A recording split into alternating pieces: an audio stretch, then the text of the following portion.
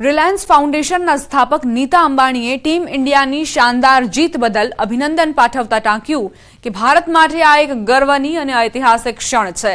ICC champions trophy 2025 ત્રીજી વખત જીતવા અને દેશનું નામ ફરી એક વખત વિશ્વ મંચ પર ચમકાવવા બદલ આપણા ખેલાડીઓને હાર્દિક અભિનંદન।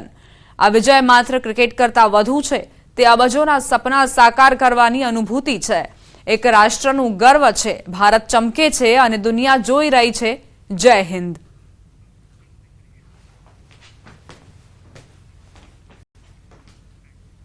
આ સાથે જ બુલેટિનમાં અત્યારે બસ આટલું જ। વધુ અપડેટ્સ માટે આપ જોતા રહો ન્યૂઝ 18 ગુજરાતી।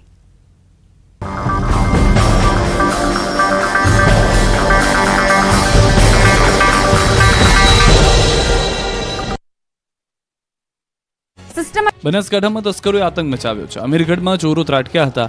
એક સાથે બે દુકાનમાં ચોરી કરતા ખળભળાટ મચી ગયો। ચાંદની ચોકમાં આવેલી બે દુકાનના તાળા તોડ્યા હતા। કરિયાણા અને જ્વેલર્સની દુકાનમાં ચોરી કરી હતી। બંને દુકાનોમાંથી મળીને 4 લાખથી વધુની ચોરી કરી ફરાર થઈ ગયા હતા।